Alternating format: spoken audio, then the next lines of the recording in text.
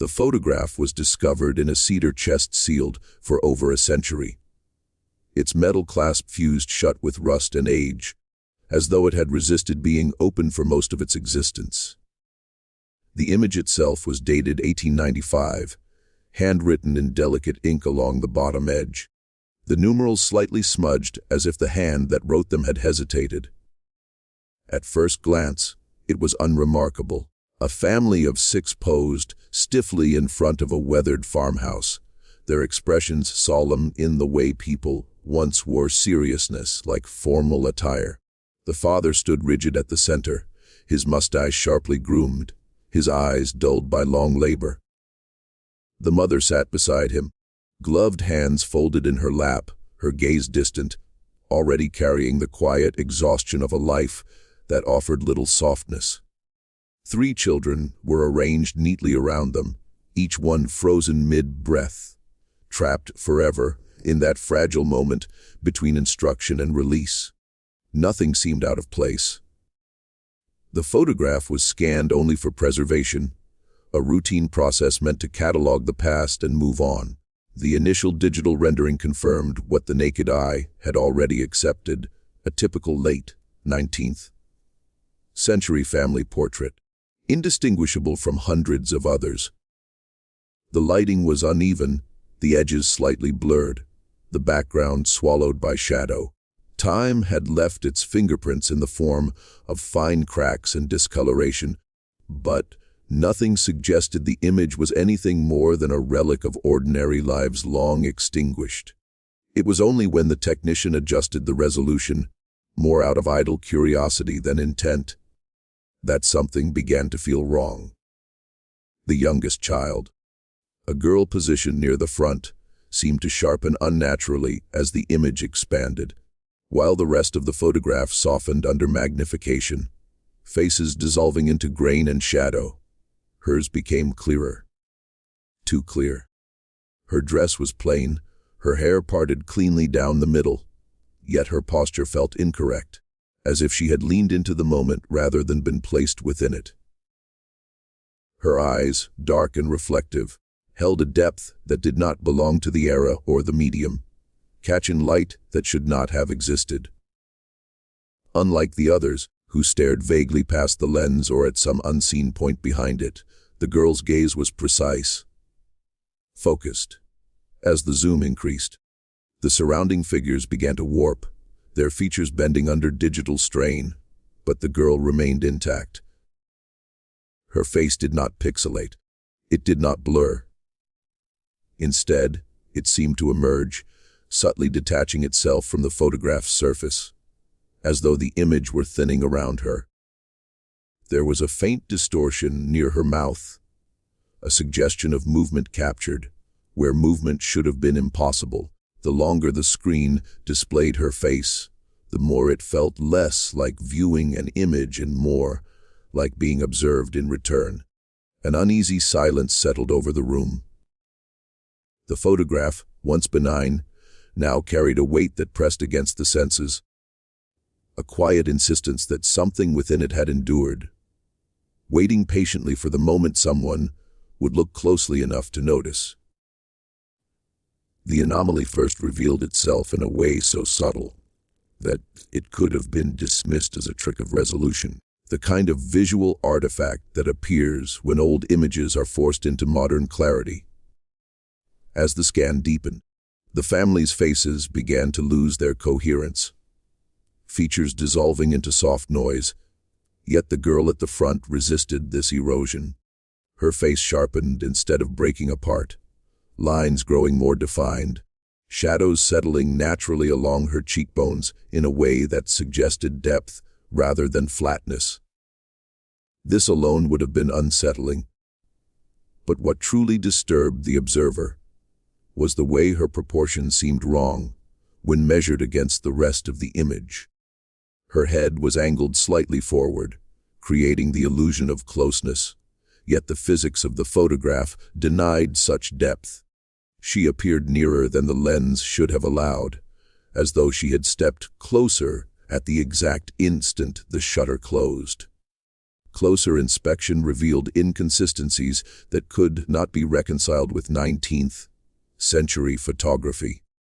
The reflection in her eyes carried a clarity that implied a light source absent from the scene, a pinpoint brightness too focused, too deliberate.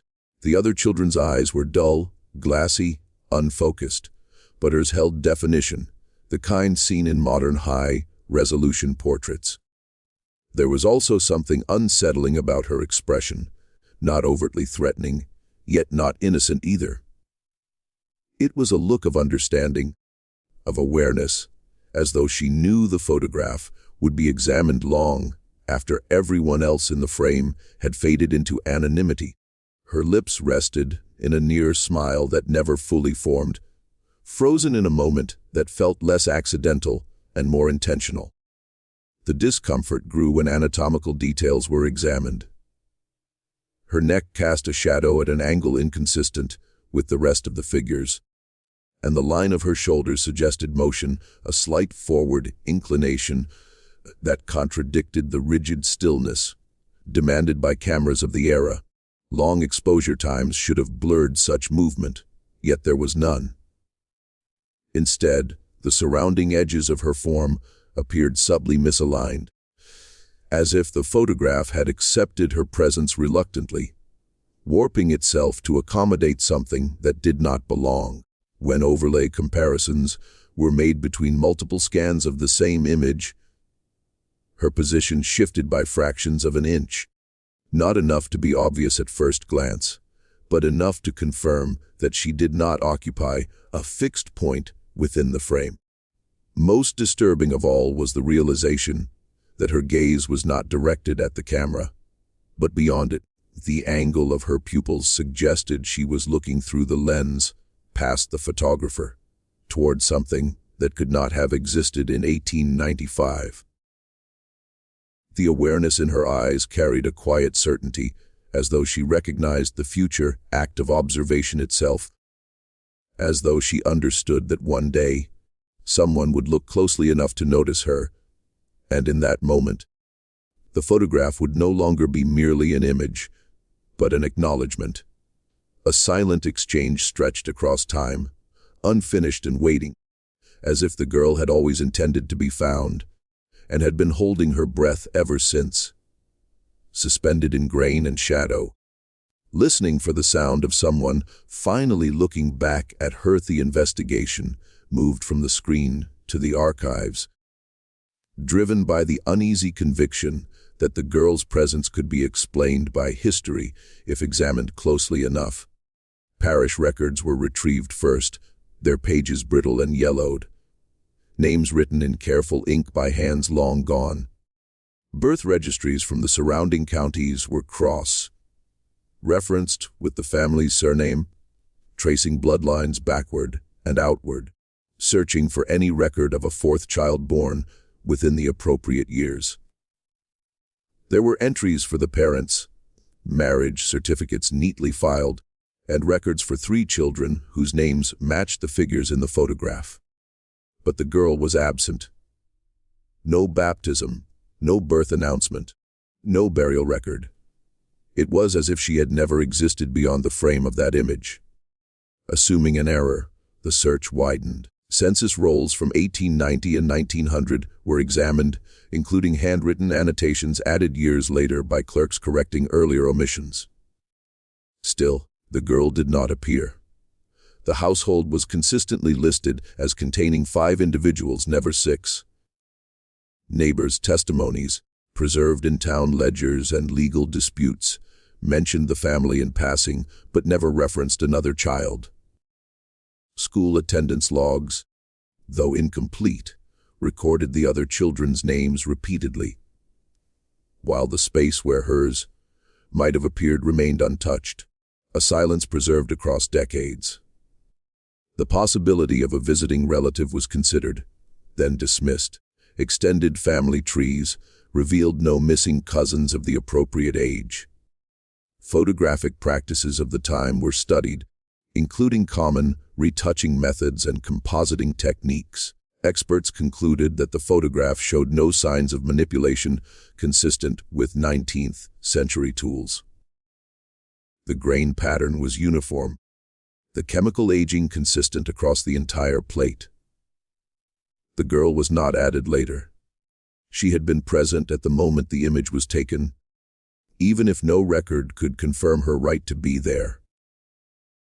The unease deepened when copies of the photograph were located in different collections. One rested in a regional museum archive, another in a private estate inventory cataloged decades earlier. Each image bore the same date, the same family arrangement, the same girl. Minor damage differed between prints, creases and stains unique to their storage conditions, yet her presence was identical in all of them. She had not been introduced through duplication. She persisted independently, immune to variation, as if she belonged not to the physical photograph, but to the captured moment itself. Historians began to suggest erasure, the idea that the girl had been deliberately removed from records due to scandal, illness, or shame. But erasure left traces, gaps, crossed out names, rumors in margins. Here, there was nothing. The records flowed smoothly, uninterrupted, as though they had never needed to accommodate her existence. The contradiction became impossible to ignore. The photograph insisted she was real, while history itself refused to acknowledge her.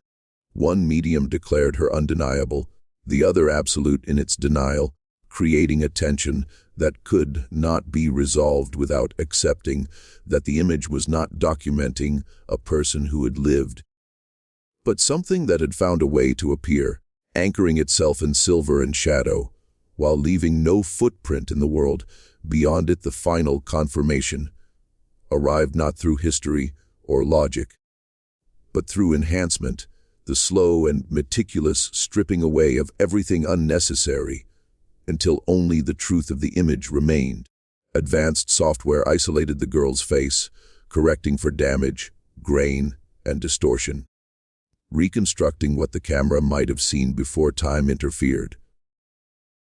As layers were removed, the surrounding family degraded into abstraction, their faces losing coherence, their eyes flattening into pale smudges, but the girl grew sharper, her features stabilizing as if the process favored her presence. It became clear that the photograph was not equally preserving everyone within it. It was prioritizing her. When the orientation of her pupils was analyzed, the results contradicted every assumption. She was not looking at the photographer, nor at the device used to capture the image. The angle suggested a focal point several feet beyond the camera's position, aligned unnervingly with where a modern viewer would stand when observing the image on a screen. This was not coincidence. The geometry was precise, repeatable, consistent across every known copy of the photograph. She was not engaging with her own moment in time, but with a future observer, as if the act of being seen was an essential part of her existence. Further magnification revealed something even more unsettling. Within the reflections of her eyes, there were shapes that did not belong to the 19th century. Straight lines too clean, angles too deliberate, hints of rectangular light sources that resembled nothing that could have existed in 1895. These reflections were faint, almost imperceptible, but they were there, embedded like a prediction. It was as though her eyes were mirrors not of the past, but of the moment in which the image would be scrutinized, carrying within them the imprint of the technology that would one day reveal her. As the enhancement process continued, micro-movements became apparent. Not true motion, but variance, the suggestion that her expression was not entirely fixed. Frame comparisons showed infinitesimal differences around her mouth and eyelids. Deviations too small to notice casually, yet too consistent to ignore. The photograph was not static in the way it should have been. It behaved more like a paused moment than a frozen one, as though her stillness was an act of restraint. rather than a limitation of the medium. The most disturbing realization came when the enhancement software flagged her face as anomalous, identifying it as incompatible with the surrounding data, yet unable to classify it as damage or error. The system treated her as an intrusion that nonetheless belonged, a paradox embedded in the image's structure. She was not a flaw. She was a focal point. The photograph did not merely contain her.